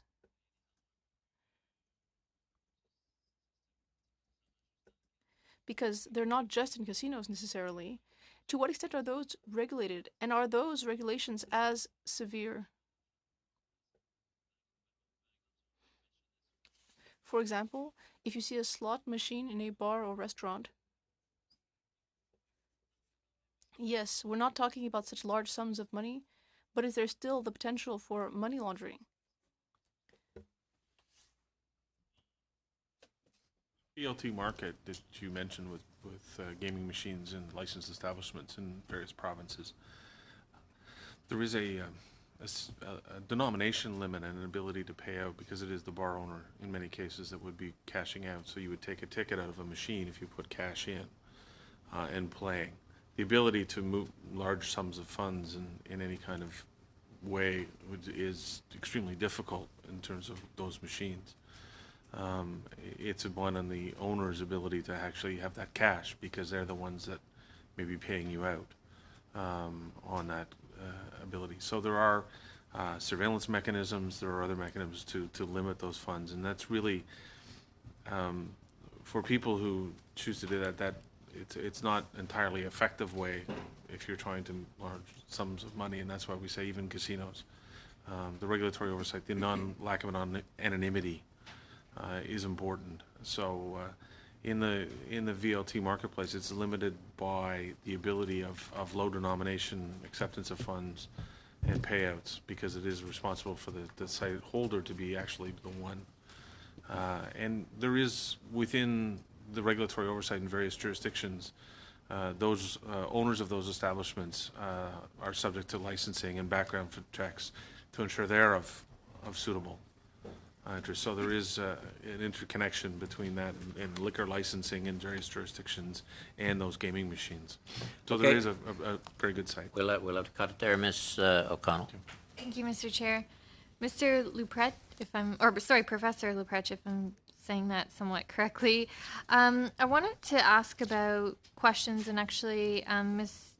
Ifola, I'll also get you in on this as well, but in terms of oversight of the actual tips presented, or the tips that that FINTRAC would actually collect. I guess I had questions earlier in some of these hearings of how would anybody know if a bank sent something to FINTRAC, for example, if FINTRAC then passed it on to the RCMP or CSIS or whatnot, and then how do we know if the RCMP or CSIS did anything with it?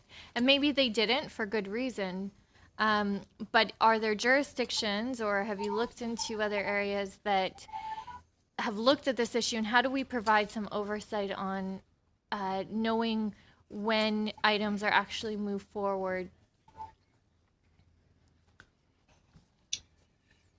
So two separate dimensions to your question here. You'll see that in my submission, I actually suggest that the new National Intelligence Security Committee of Parliamentarians and the new National Security and Intelligence Review Agency, as well as the Civil Review and Complaints Commission of the RCMP, all have mandates, or NISRA would have the mandate, provided the legislation passes, to ask precisely these sorts of questions. And I think your question is dead on. These are exactly the questions that parliamentarians need to be asking of the organizations. What are the specific problems internally, and why is information not moving? There are actually significant amounts of data that move from FINTRAC to the RCMP. The challenge, it seems, is translating that into actual prosecutions. Now, the RCMP will tell you that that data is also used for other purposes, for instance, for purposes of disruption. But we also can see that often when charges are laid with regards to proceeds of crime or money laundering, those are often the first charges that are dropped by the prosecution when the case actually proceeds. So yes, there are coordination issues here, but there are also significant issues on then acting on precisely the data that is provided. That gets to a previous question about generally the government of Canada does data analytics very poorly. The one agency that actually does it and does it well is the Communication Security Establishment. But there's a general sort of challenge around skill sets, around the ability to share, and around the ability of actually translating that. And then, of course, we need to make sure we have more people around the table. FINTRAC has essentially integrated cell where they have people from Revenue Canada and other agencies. But in practice, we need to change the collaboration between the intelligence side and the law enforcement side. And I also bring this sort of the precedent here is on the terrorism side, where we have actually figured out how to do this. The problem is on the financial intelligence side.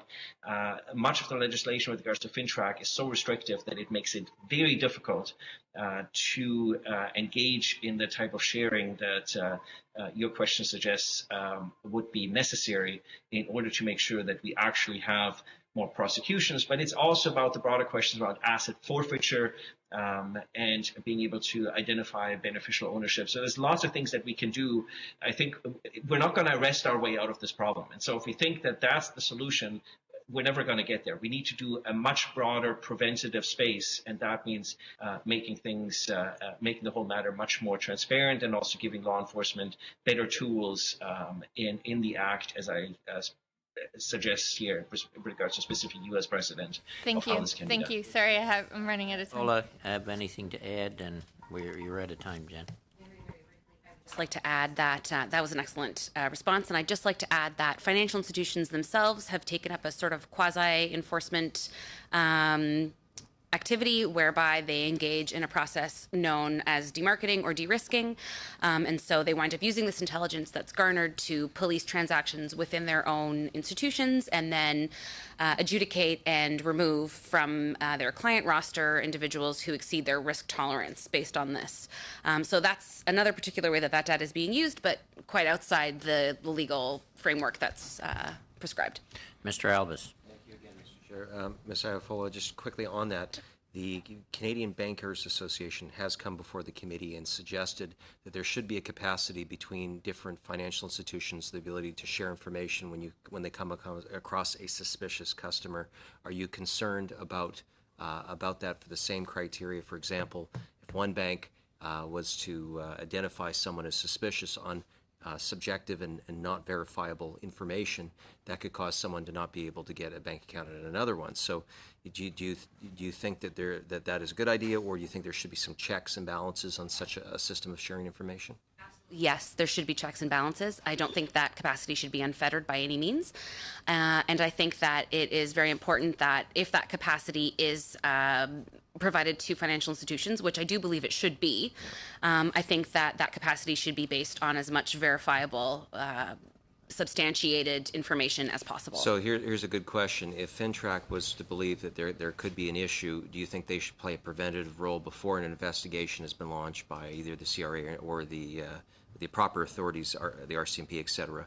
To be able to say, listen, someone's suspicious. If FINTRAC does then agree that they could notify banks that this person may be of interest, or do you think the current system where they just relay that to law enforcement and allowing an individual or individuals to be able to continue to try to use financial institutions for their benefit? Very briefly, currently, as I mentioned, if individuals are engaging in financial activity that is particularly egregious, they are generally terminated as clients. So financial institutions are still able to kind of use whatever intelligence they've garnered internally. I think that given the dearth of prosecutions that we see in Canada and the limited activity that we've seen in this area. That might not be a fix.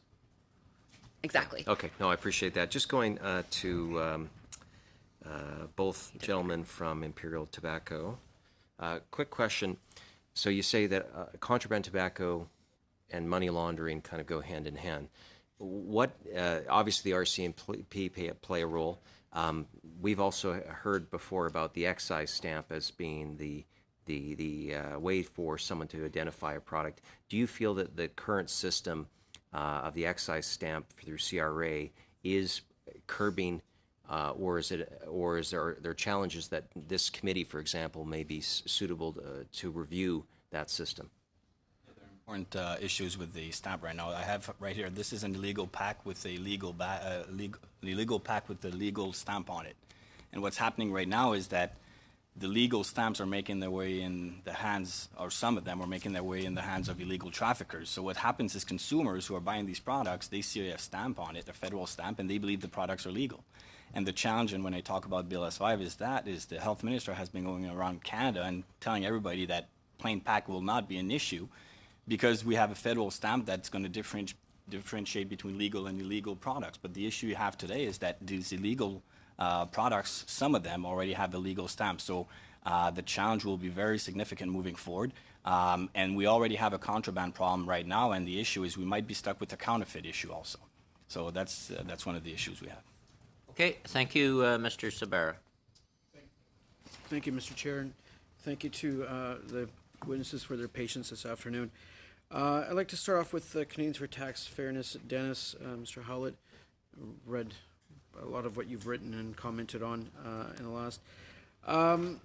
Your comments regard to the beneficial ownership, that is the big step that we need to take, is it not? Or a beneficial ownership, a corporate registry. Yep. Your comments, that is the big step that we need to take to improve disclosure in this country. Yes, I would agree. And the agreement that the federal government has with the other jurisdictions that they announced in December talks about a phase 2 where they will discuss the possibility of setting up registries or requiring corporate registries to collect beneficial ownership. But that is not clear when that's actually when they're actually going to get to really seriously talking about that.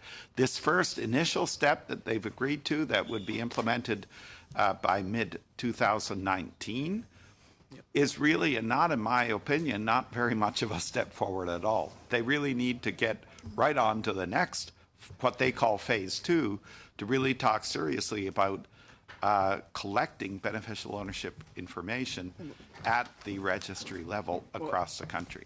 I would say there's after the I believe it was the December agreement with the finance minister and the provincial minister that banned such thing as bearer shares, if I remember the terminology correct, that there is momentum in terms of increasing transparency within Canada.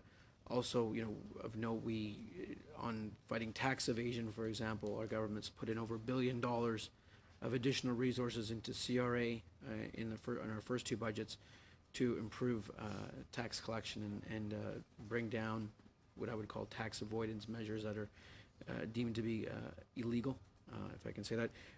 I think you also mentioned in your opening remarks the Transparency International report, which is, you said it's coming out tomorrow?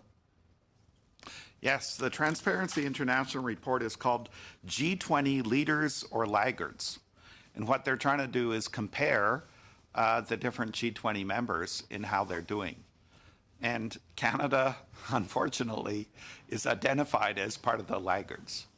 And so it's true that you know, this government has clearly indicated in the last two federal budgets that they are wanting to make progress on beneficial ownership transparency. It's also true that Canada has a complicated system where you can register a company in any province or territory. But the federal government needs to take leadership to ensure all jurisdictions comply with the international commitments they've made. Thank you for your comments, just because I'm limited in time. To the Canadian Gaming Commission Association, excuse me, we had the Attorney General from British Columbia up here at this committee and provided some very, I thought, was substantive discussion and fodder for thought for us. And his comments and others have commented on, for example, in BC, some of the casinos that potentially could have been used to whitewash or to snow, whatever the term you want to use, or launder the proceeds of crime from illegal to legal activities. Would you rebut his comments? Would you say him and others, or the minister, are wrong in terms of their concerns that have been shared? No, I wouldn't call the minister's comments wrong. I think we need to be clear on what is occurring in the British. There's a layering effect that's going on. If there's an issue in BC casinos, it would maybe with proceeds of crime being used, actually laundering of money in terms of trying to make it clean. That there's no evidence that occurred. Whether if it is a proceeds of crime issue is very different and very hard for a casino to detect and without taking additional measures. And a lot of those measures were taken in British Columbia. But when an individual with a money services business lends money or puts money in somebody else's hands and that person comes in, could be a known customer to the casino, casino patrons do use cash. And so if it's a known patron,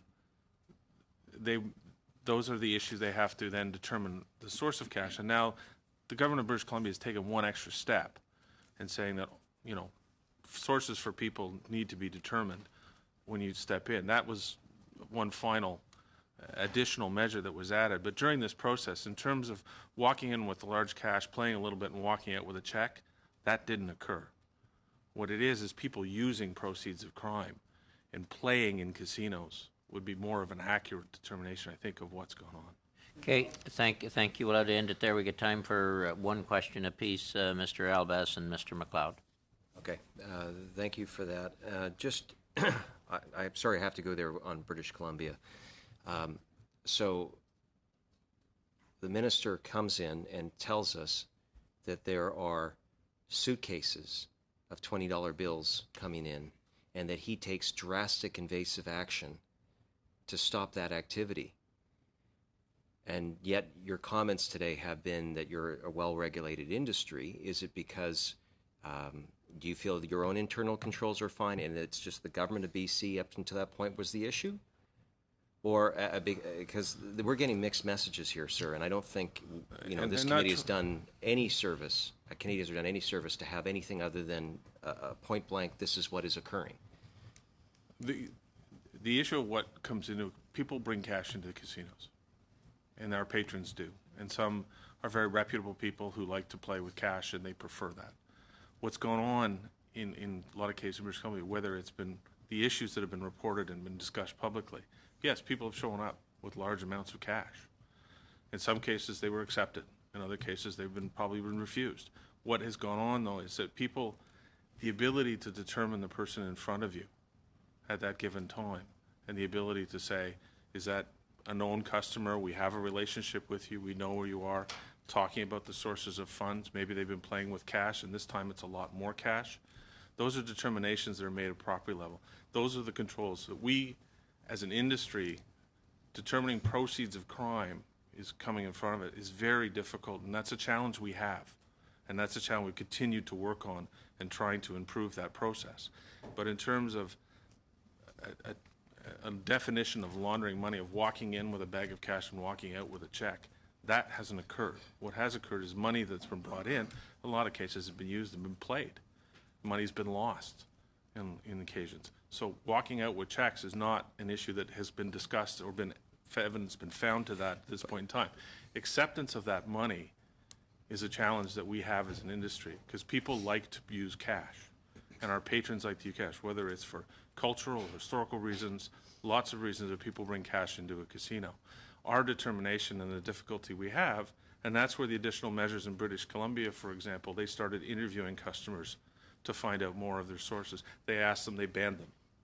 Should those measures be rolled out right across Canada? Because if it sounds to me like if it's allowed, it causes and puts your members in a position where they want to serve their customers, but they also want to serve the larger interest. Do. Are there uniform standards across? Are there any other provinces that have BC that like situations before these changes were made? No, there's been no other jurisdictions to that effect that have had the same kind of report.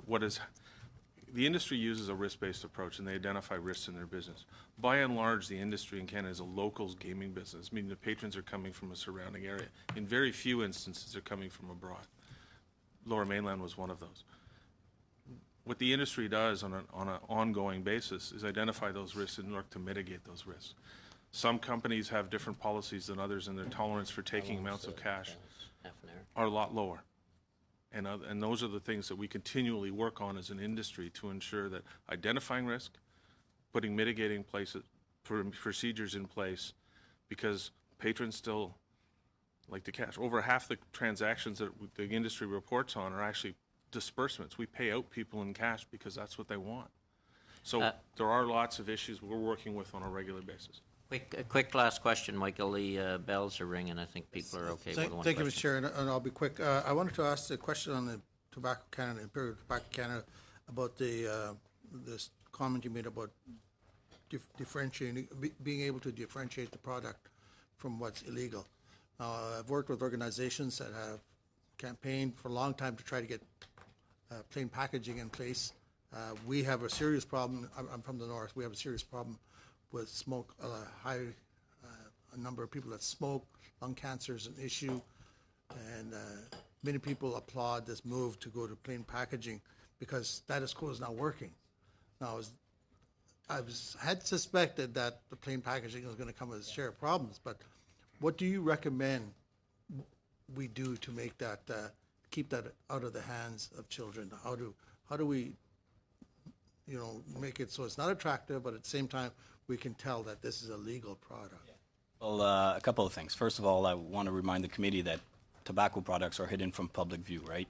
So, and there's already a 75% health warning on the pack. So I don't think that plain packaging will reduce smoking, but that's another debate.